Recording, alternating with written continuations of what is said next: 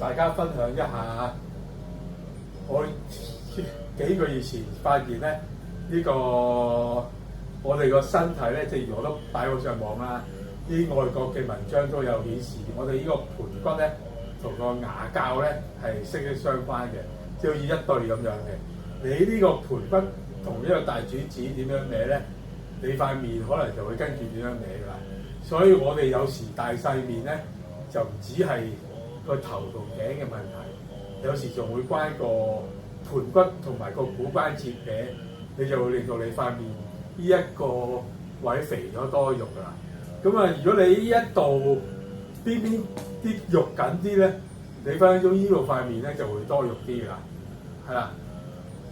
咁如果你發現咧，你吸氣咧，你根本就係唔可以脹肚咧，唔可以脹肚咧，唔可以條氣永遠淨係喺呢度，甚至乎喺呢度咧，久而久之咧，你就會有一個好深嘅苦令紋㗎啦。